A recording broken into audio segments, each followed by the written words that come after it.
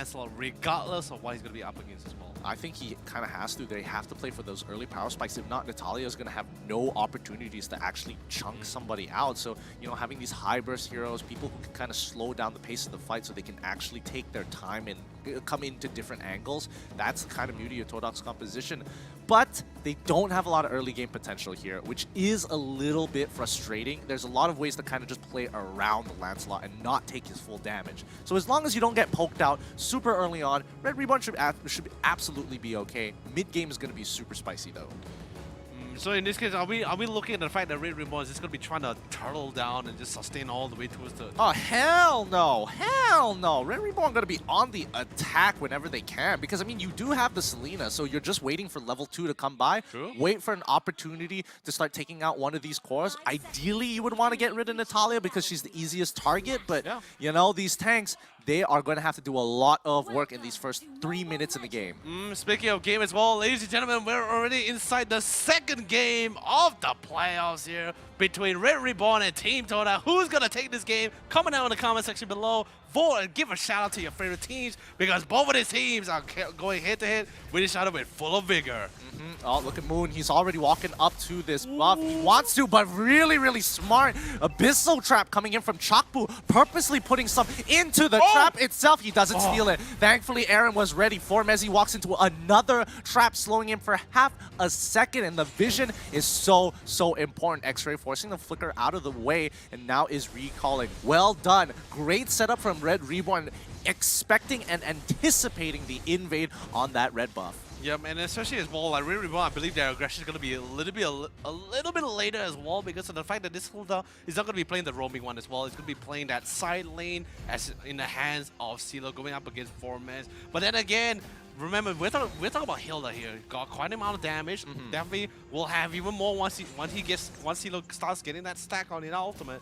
But with his passive alone, he's going to be able to out-sustain this Ruby in lane. Yeah, I mean, he does have high and dry on top of that, so he's going to be sticking in lane as much as he can, and rest of the team looking to harass once more. But what's the battle plan coming in? Oh, wait, TODAK is going to be jumping on to Aaron here. Just a quick tap, love tap, just to make sure that, hey, by the way, you got to be careful with where you walk around. Just a constant reminder. Oh, CeeLo able to take it away, but now he is getting absolutely shredded out by everyone else. It's not going to matter. CeeLo just needs to get into the brush, and he's going to get back his health. He gets it once more, runs on over to the mid lane, and what looked to be a potential free kill, they just forgot it's just Hilda things. Yeah. It's just Hilda in this case. It's just one of those games where you just be like, it's just Hilda. And what's even better is the fact that as well that Red Reborn, the rest of the team doesn't really need to go and really back him up either because they're just like, hey, they don't really have enough burst. They really committed a majority of their skill to try to kill CeeLo here. There's no point. But then again, CeeLo, he's gonna be able to, he has to let this tower be taken away as much as possible. Ooh, get into the Dawn Rolls, followed by the Iron Offender as well. Instantly underestimating the amount of damage that team, both Chico and Axel is able to bring up towards this game. Punch him really hard. Yeah, but now Red Reborn on the attack this time. Aaron now in a lot of trouble. Bullets down, the Dark Knight rises. Dark Knight falls. He needs to go back into the fight. He wants to, but he's going to allow he's going to allow Mom to pick up that kill because he couldn't risk it for the biscuit there. But at the very least, I mean, he did try. You can see him walk up, use the retribution, thinking that he'll get the kill. Didn't get the kill. All right. It's all you, Mom. I'm not going to risk it. Yeah, but then again, remember, Moon was blind as well. You know, he was like, I can't see.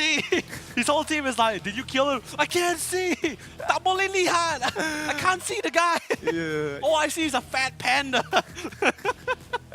It's so frustrating. Yeah, it really is. Like, especially when you're so close and not only getting double buffs for yourself, but most importantly, almost picking up one of the crucial core members inside the game. Yeah, no, that would have been a huge swing into the favor of TODAK if Moon was able to pick up that kill onto Aaron. And luckily, Aaron, you know, he still got the moves. He still got the moves to hold them back.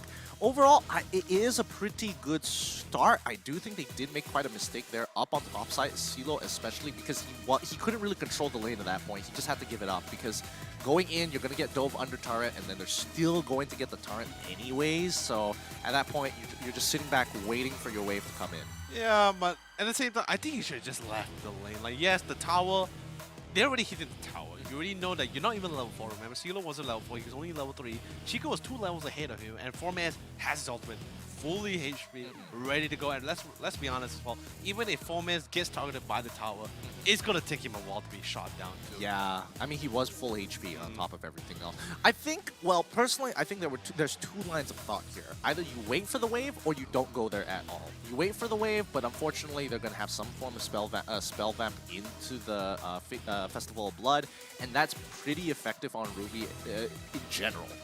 And that just buys a lot more time under the turret. That could, like, you know, the wave comes in, you just do one ability, and then bam, you can take one more tower shot.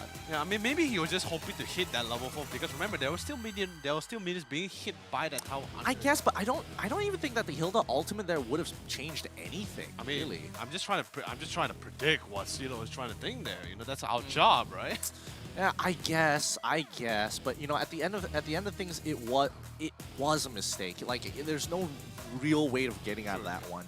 And I think, you know, either I wait for the rest of your team, or you just kind of just back away and give it up. And I think he just refused to let it refused to actually let it work. And if he was playing another type of fighter that had some sort of sustain, or at the very least CC, then I think that would have changed the dynamic a little bit more. I mean, this pretty much brings back to what I was saying just now as well, like where I was stating like, are they going to be turning up or not? Because when I noticed that both of them, yes, they have two great front line and control, but then again, I just remember that Hilda will not be a roaming one. It's going to be in the side lanes. There's no way he's going to be invading. There's no way he's going to be applying pressure at all. Akai can do some pressure unto a certain degree, but I do not want to think that you want to risk yourself as well because you don't really have that many escapes or that much damage either to win that early game. Well, I mean, it's about that. It's either you peel and then just wait for level 4, then you can become like a proactive player, and then that's when you really get the ball rolling. But I have to admit, TODAK's dives have been super clean for these past 2 games. Like, they've been juggling aggro, turret aggro so well. Like, both heroes come out as if they didn't got hit at all. It's like, oh, I just lost like, you know, 100 HP at most. I mean, I guess it's pretty much like, it's not like these heroes, they didn't really play this hero many times. They played all the time. It's pretty much their comfort picks in this case here. Well, yeah, I just think that the efficiency at which they're playing with now in the playoffs compared to their regular season, such a big difference. Like, Chiku, he was juggling aggro like a pro. He took aggro first, got out of aggro to allow X-Ray to get aggro, and then just finished off the kill like it was nothing. So it's just pure efficiency. But then again, while the turtle is going to be safely secured by Team TODAK, bottom lane, however, we're going to be seeing our dear friend Maul almost got burst down by 4-man himself. But here but 4-man was able to sidestep out of the dash trident as well. Still able to sustain, but sadly, not long enough because we're talking about 3 damage dealer nuking upon him. Yeah, but the rest of TODAK here are looking to take control over this blue buff, and Red can't really do anything about it. It's going to be 3 members down onto the bot side here. Chiku takes the buff away. Mom is going to get some damage onto Chapu for now, but he's going to get absolutely destroyed by Aaron with that red buff on top of him. The Stinger's not missing the targets. And especially with that kill as well, Aaron's going to be able to pick up the Raptors with Shetty, but sadly would not be able to get his own blue because that jungle invasion coming from TODAK, instantly spotting out the fact that Aaron was at bot lane, killing 4-man. They instantly reacted. Communication is very clean. I love it. Yeah, they do. The rotations are coming in quick and nice, but I don't know. TODAK making a pretty significant mistake there. Like, well, what were you hoping for? What were you really hoping for? I guess he was estimating that he had enough damage to like get her below the insta-kill threshold, and then it was just like, oh, I'm a little bit off. Sorry guys, I'm about to die, and then he just goes. So I feel like it was like a John Cena moment. You know? you drop the smoke bombs and you're like, you can't see it. You can't hit me. I'm visible.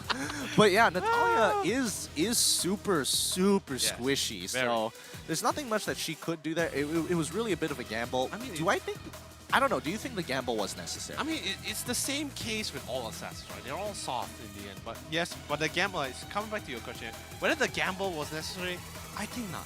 Really, I don't think so. You shouldn't know. Maybe because of the communication or the fact that his team and 4-man told him, saying like Harif was like Maul was very low, which he was, but he regenerated back already. So I think he just came to the bot lane just having the assumption that the fact that maybe Maul is still here, still very low, I can burst him down. But then of course he has his own personal regen spell, so he's going to be able to regen back. And I think the minute he realizes it's too late because he got spotted in the bush, and he just ended up clashing. Yeah, that's what I'm assuming here. Yeah, I think we're going to have to wait for the highlights to kind of double check that. Yeah. Because, I mean, the rotation was on point, but at a certain point it was like, okay, so what's the objective here? Like, are you trying to clear the wave? Are you trying to go for the kill? And it looks like he went for the kill instead of the wave there. So, I mean, it's just one of those split-second decisions that most players make. I mean, if he goes to the wave, I will clap my hands for you because there were like 3 of them there. Yeah, It's yeah. The wave was not very appetizing. Like, it really wasn't. It's like I'm pretty sure like Red Reborn, like Mao, they're all thinking like, where is he? Where is he? Just like right behind him, just like, hey guys, just taking the videos, you know. what you doing, buddies? Don't mind me. Don't mind me. Just sweeping the minions, you know. just proxying your waves. No big deal. Look away. Look away. Just doing my job. 10, 15 goals, you know. Oh boy. Yeah, a really tough situation Yeah. that I kind of make a decision for, and I think. I'm not entirely sure how this game is going to go because I feel like TODAK is being way more efficient with their moves. Red Reborn are just very, very slow on the rotation and those proactive plays. No, it literally just comes down to the team fight because let's be honest, with their lineup which they currently have, they need to go for team fights. They cannot go for, yes, they can go for picked off like 5 of them just stick together and go for pickups. Yes, that is possible. But they cannot allow Team TODAK to do that against them. They need to stick. They need to keep pushing as much as possible because now they're being split off. That just allows Chico to just constantly dive upon them time and time again. And let's be honest, E1, he's pretty much just getting his levels and cash from just getting assist kills here. Yeah, he basically is. And I mean, he's pretty happy at being at level 4 with the rest of the team. I mean, Chiku, he is leagues ahead. He is already level 7. But not to mention, Red Reborn, at the very least, Aaron is keeping up with him. You know, 1 level differential, not that big of a deal. He's got 2 kills under his belt while Chiku only has 1 on top of an assist. So technically, Aaron should have more gold. But I mean, Chiku has been pretty proactive in these invades. Yeah, and he's been taking the blue buffs as well. But anyway, Chiku just casually showing himself towards CeeLo. He knows CeeLo can't really do much to it. And E1 doing a fantastic job holding down E1 because he knows he has his revitalization as well. Pops open the toys per poise as well. Try to burn a little bit of that regen. Yeah, just to kind of not even burn away the regen, but just to zone them off. It's like, hey, you want to come to my team? You got to step through this, and it's gonna slow you down just ever so slightly. I mean, it's the it's the E1 special, the sonar. Sonar is really good for the skin and everything, right? Oh, great zoning technique overall. Now Red, I mean, all right. Tries to pin him against the wall. We didn't see the whole thing. We only saw the second quarter of that initial Hurricane Dance. So I can't really say too much about it. But CeeLo, once again, he is just struggling in the side lane. I mean, you want to see who spins or rolls battle, right? In this case, but either way, second turtle is going to be safely secured by Team TODAK. But Moore instantly gets caught off guard by Aaron. Instantly go for the silent. But with the smoke ball as well, going to be able to sustain and buy it as much time as possible to allow Team TODAK to secure that turtle. Yep, turtle is going to be secured once more. Ooh. Oh wait, hold up! What? Whoa! Whoa! I did not expect that to land, but now, I mean, even with the Xamon Force already being popped, the perfect execution coming through Mal. He's sustaining all that damage with that shield. He's got some fast fingers. Oh man, but then again, not as fast with as that abyssal arrow. Seriously, that one arrow really put X-Ray in a really uncomfortable situation. I didn't even see it. Chapu just using the chaos as a way to kind of hide the arrow amongst his teammates, and I don't think they were ready for that for the side of TODAK. Pretty much in that situation, pretty much he's just telling his teammates, just hug the arrow, cover the arrow. Don't let them see it coming until it's too late. By the way, now E1 just doing a really fantastic job, just constantly roaming around, zoning as much as possible, giving information, because remember, in this game, vision is pretty much everything here. Yeah, vision is pretty much everything, and it's the support's job to kind of feed that information back to your team so they can make the best decision possible. But remember, 2 turrets to 1 in favor of TODAK. They've got the side lanes on lock. If they keep playing the side lane game, I think they should have this game in the bag. Yeah, and let's be honest, although there is some difference, it's not really significant just of yet. So Red Reborn still has a chance to really turn things around back into his favor. And let's be honest, their team fight looks a little bit more scary compared to Team TODAK. Yeah. Once again, Mom just zoning out E1, trying to make it difficult for him to get under the safety of his turret. However, corner, side lanes once again. TODAK is playing this well. Uranus, he's getting a free push every single time, and nobody has come down to stop him. Even Chico, he's like, yeah, let's do this. Oh no, Mal is actually going to be jumping right into the mix of 4-Mass and Chico. But CeeLo was able to rotate down all the way down just in time to try to zone the rest of the team. But TODAK will still be able to secure that third tower into the game, and E1 is going to bring the pain to Mom as well. Yep, once again. Oh, the stickers do land Aaron. He wants to go in, but he can't commit to it. CeeLo, he's getting some damage in him. However, he's already used his ultimate. Once again, the Diamond Force is out coming in from Mao. Chrono Dashes are doing some work here, but Revitalize is going to protect him through. Chico absolutely one-shotting his opponents. He wants to get on top of Chakmu, but Formezi is going to be running on top, absorbing turret damage along the way. Mom on his way, 1,000 pounds, makes it out. The I'm offended, pulls in CeeLo, forcing him to get out. Moon, how is Moon still alive after all of that? And that's going to be a quadra here for the side of TODAK, taking out Red Reborn and moving over to the Turtle. X-Ray, you are a madman! He actually saved Moon at the same time. While he's controlling, while he's doing damage, he ensured that his ultimate was saved at the most opportune moment. 100% executed effectiveness and efficiency coming up from this team here.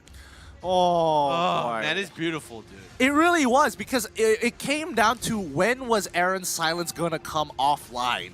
They were just waiting for an opportunity. Someone initially gets stunned by it. All right, whatever. I'm just gonna wait my time, go out of the fight, come back in the moment the silence is over, and just wreak havoc into that mid line. Like, just everybody in the middle. If you're in the front, you're gonna be dead. If you're in the far back, you're probably not even in the fight. If you're in the middle of the pack, you're probably gonna die. Let's be honest. Whether he's in the front of the pack or the back of the pack, let's be honest. As long as Chico is in range, you're gonna die. Oh man! But what's really beautiful about that last clash as well is that the fact that they actually just jump on top of Aaron, because they just know, like, Aaron, the only reason why he's engaged by enemy, speaking of engagement, Mom Beautiful jumped in, locks down 4-man, pushed him to the wall with the Hurricane Dance. Gonna be forcing the rest of the member of Team TODAK to fall back. But I don't think they just want to stop here. They want to try to look for even more.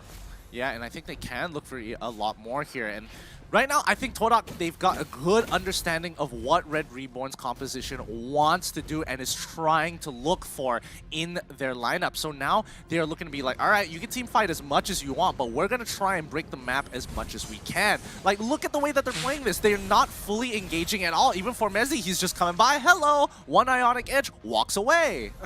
But then again, it's just, let's be honest, I think we both had to say it at the same time, right? It's just Uranus, right? It's just Uranus, right? It's just Uranus things. Yeah. It's just Uranus things. It's like, if I had to pick between which one's worse, Hilda or Uranus, I'm still gonna say it's Uranus. Yeah, I think hands down it has to be Uranus here. Now TODAK looking to rotate down to the bottom side jungle and taking absolutely everything of their own.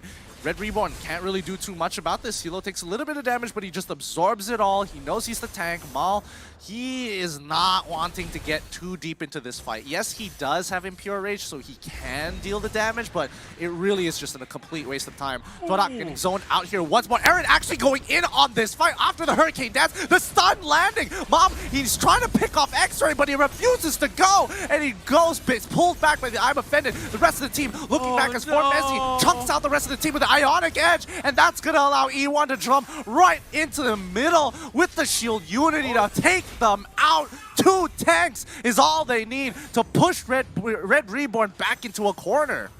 Really well played as well. Like, literally forcing Bomb to pop off the Hurricane Dance just to allow it to secure that blue. And literally in this situation, we pretty much can say blue or life. In this case, they chose blue and had to sacrifice both of their lives. What's even better, Moon is still trying to apply even more aggression, followed by 4-Mass. And 4-Mass already picked up the Oracle as well. He's going to be able to sustain and regen so much, and he's really confident at going for those tower dives. Yeah, and it's I mean, TODAK is moving with a lot of confidence, and we haven't seen that in a long, long time. You can see them kind of like pick up the pace later on in the regular season, but now just out of the gates, they are absolutely just flooding the entire map. Oh, man.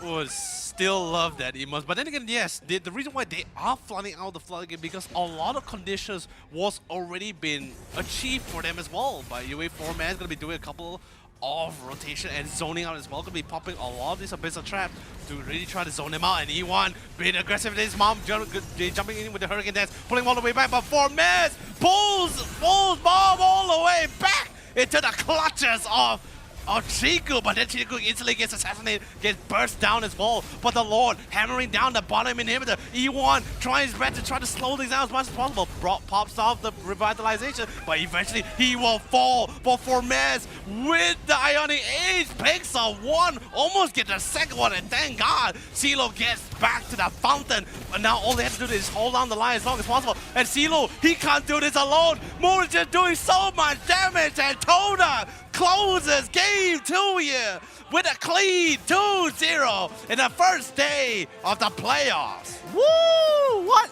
a game that was. Blanket buff really making the difference here. Look at that. Moon had a difficult job to do against the lineup that just refused to fall into his clutches, but with the help